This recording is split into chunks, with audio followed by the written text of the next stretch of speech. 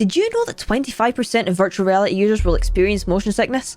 But why is this? How does it happen and what can you do to stop it? Today, we're going to find out. Motion sickness in VR is caused by conflicting signals going to your brain from your surroundings. For example, if you are standing still in real life, but moving forward in virtual reality, this is going to cause some confusing signals to your brain and make you feel nauseous. Today, we're going to look at the top tips to stop virtual reality motion sickness through my own personal suffering and through a little bit of experience I had working in pharmacy for years. Tip number 1, and our most important tip for the day, is to take it slow.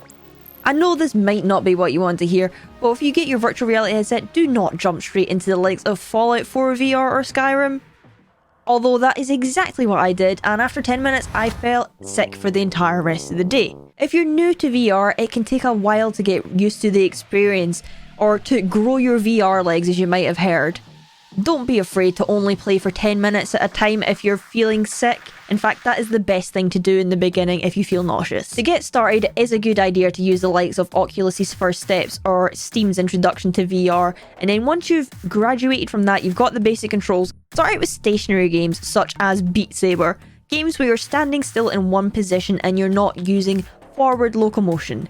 It is usually the games with locomotion that will make you feel motion sick and will make you feel nauseous. So if you start out with games where you're getting stationary to get used to virtual reality, that'll make a massive difference in tackling this issue. Once you're comfortable with these types of games and they don't make you feel any sense of motion sickness, then it's time to move on to teleportation movement. Teleportation movement is when you press down in the joystick and you will generally see a curved line, and you can place the marker of this onto the location where you would like to move to. This will then teleport you straight to that location rather than the action of your character moving, for example. Now, this makes a massive difference with motion sickness. This is generally the way you should learn to move first in virtual reality if you tried full locomotion and you felt sick, or if you're just wanting to ease yourself into virtual reality to make sure it'll be a good experience all around. Full locomotion is the worst for motion sickness.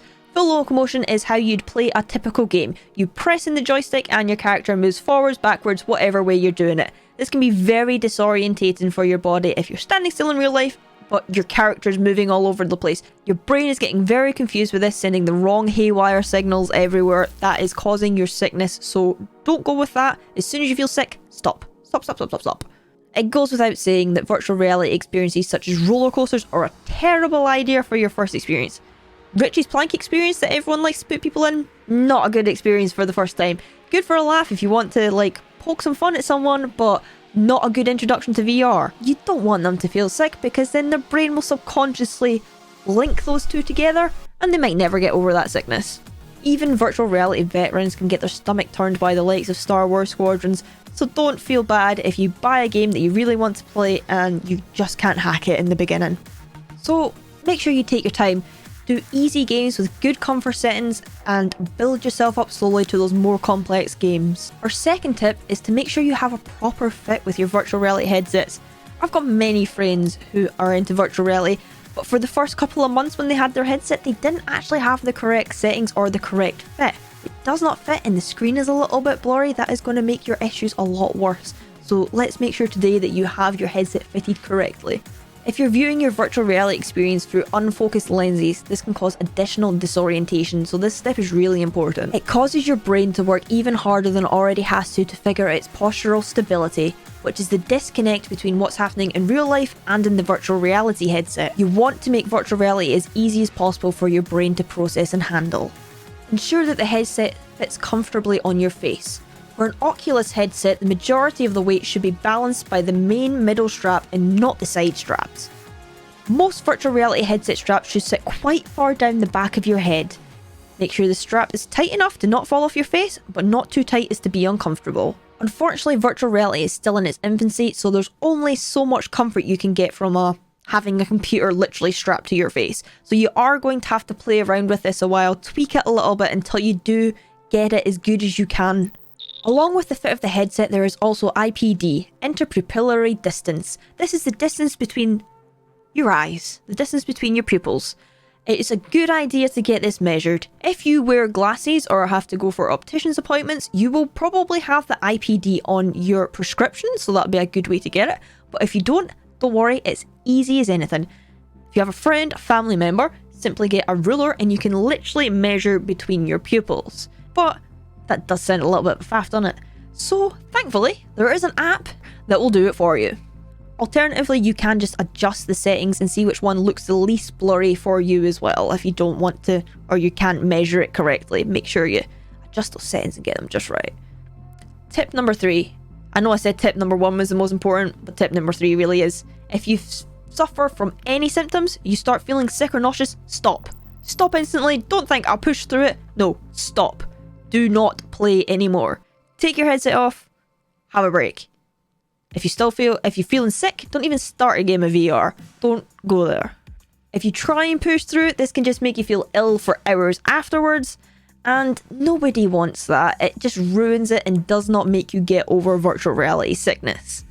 If you continually do this, your brain's going to subconsciously be like, virtual reality equals sick. That is the exact opposite of what you want to do. So make sure if you feel any symptoms, please just take the headset off and stop. Tip number 4. Make sure you check out the game's comfort settings. Now, you feel like you're fine in the likes of Beat Saber, you want to move on to like a shooter like Pavlov, Population 1, maybe kill some zombies in After the Fall of Resident Evil. Most games will have a variety of comfort settings and be sure to check them out.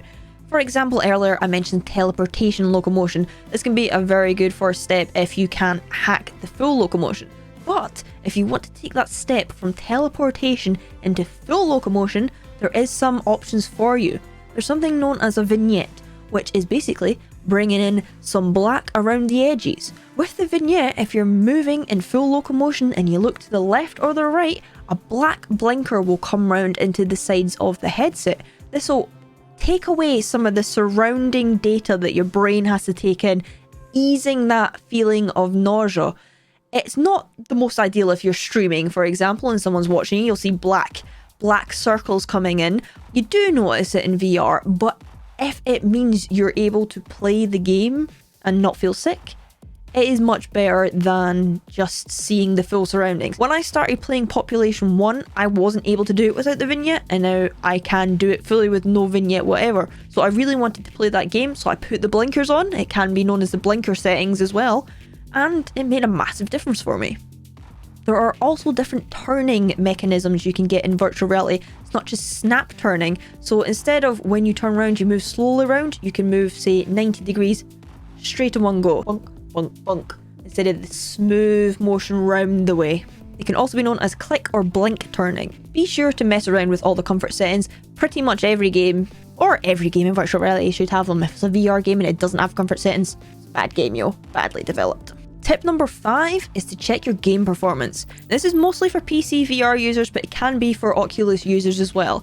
If you're running a PC VR game and it's laggy, it's got dropped frames, it's just a bit choppy or all over the place, then you need to look at your game settings and reduce them or find out what's causing the issues. Virtual reality games are very resource intensive. Unless you've got a 3090 graphics card, and let's face it, who in this market has got a 3090 graphics card, you're not going to be having a good time. You're going to have to not run your games at ultra or high usually, because the performance is going to drop, and as soon as that performance drop, you get dropped frames, you get lagginess. It is going to make your stomach just churn and turn and make you feel awful.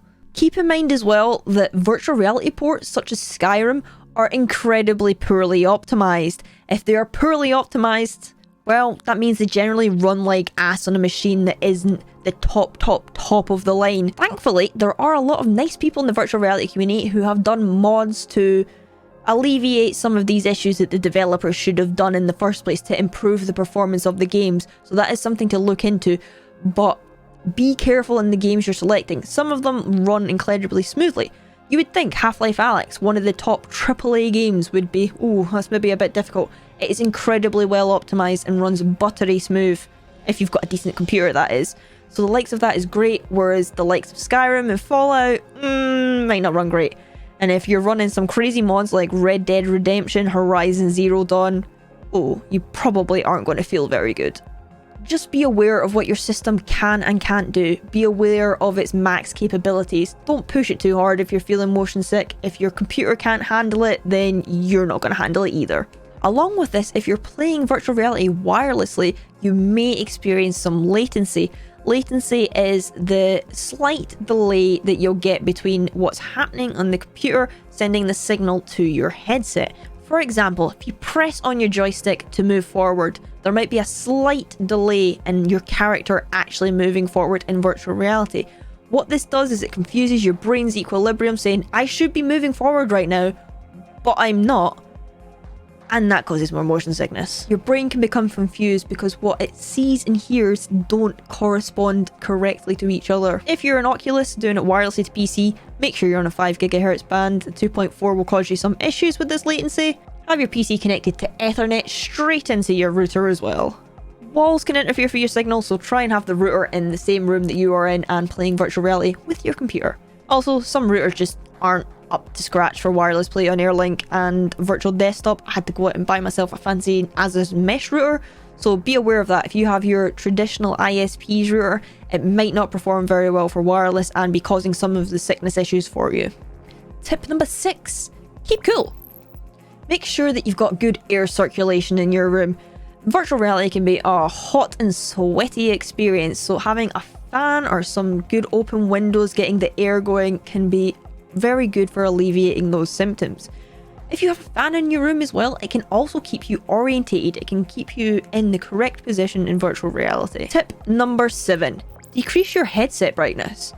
You might not know this, but headsets such as the Valve Index, for example, when you put it on for the first time, the screen brightness is actually above 100%.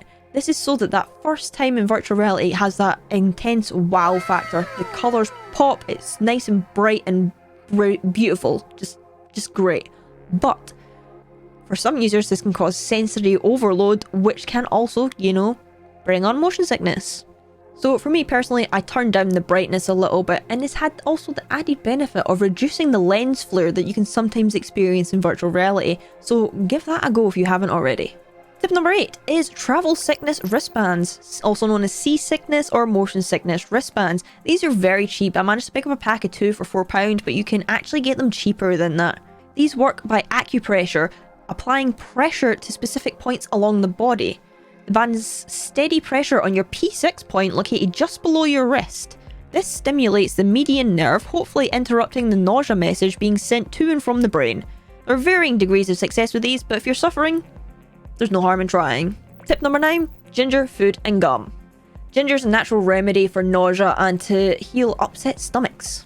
It can come in many forms. Ginger ale, just make sure it's made with actual ginger and just not sweetened nonsense. Tablets, biscuits, tea and even sweets and gum. Sucking on a lozenge with or without ginger can also help. Some say peppermint also. So give a go, just trying some gum or mints. Not gonna hurt. It can also help before you're playing virtual reality to have some food in your stomach. Maybe not straight after a big, stodgy, massive meal, but as long as you've got something in your stomach, probably going to do better than nothing at all. However, avoid spicy foods, fatty foods, alcohol. If you've just had them and go in VR, you're not going to have a good time. Also, make sure to stay well hydrated. Tip number 10 is medication. Now, fair warning. This is only for absolutely extreme cases. I would not recommend this for 99% of virtual reality users. The extreme circumstances, I will allow this in if you're doing something like a 24-hour charity stream, but that'll be few and far between in VR. If you already have travel sickness tablets in your house, you can give those a go if you are really suffering. However, I am not a doctor, I do not recommend this, but you can give it a go. You can obviously pick these up from your local pharmacy or even a supermarket. Now, some helpful hints I got from working in pharmacy. Whenever you're buying any medication, not specifically for this, never, and I mean never, buy the branded version. For every medication, you can get a generic version of it. This is the exact same drug without being branded. They add a brand on and double, triple, quadruple the price. You can get the exact same drug for dirt cheap. Now, when I'm going into the details for this, keep in mind, I am not a doctor. If you're going to take any medication, make sure you check in with your local pharmacist or your doctor. Medications can interfere with other medications you're on, and some medications are not fit for some people who have underlying health conditions, such as asthma or just anything. Be very careful when taking medications. Make sure that you can actually take it. Now, please excuse my pronunciation for what is about to go ahead. So, travel sickness tablets. The medication you're looking for is dimenhydrinate, 50 milligrams. cyclazine hydrochloride 50 milligrams, cynarazine 15 milligrams, hyoscine hydrobromide 0.3 milligrams, meclizine HCI 25 milligrams. Don't worry, there's a list in the description below. I don't expect you to remember that. And again, check with your pharmacist or doctor before taking any medication. Don't take advice of randos off YouTube. Also, check all the instructions throughoutly and take the correct dosage. Don't overdose yourself. On the medication front, remember you don't have to just take tablets. You can get patches. You know, like the nicotine patches? You can get travel sickness patches. Although if you're using these, don't take the medication as well. Now, I know I said this video was going to be 10 tips, but you're in for a treat. We've got a bunch of bonus tips because I've got some extra. If you have an ear infection or ear pain, do not play virtual reality. Your balance in real life is controlled by your inner ears. So if you've got ear pain or ear issues going on, going in VR is going to make it worse and going to be a horrible experience. The same goes for if you generally have a sore stomach or are feeling sick or a headache in the first place. Don't play VR. Believe me, it does not end well. I've done it more than once. It is not a good idea. Another bonus tip, if you are lucky enough to stay somewhere like Canada, some states in America, some cool places in Europe, there is something known as marijuana. Not legal here, but it is known for fighting nausea, so if it's somewhere it's legal, have some before or after and it might just make you feel better. Now hopefully I've covered everything here and some of these tips will help you. If you've tried out anything else to help with motion sickness and you found it helped you, make sure you put it in the comments below and help out everyone else. Unfortunately, comfort in virtual reality is something that really needs to be worked on.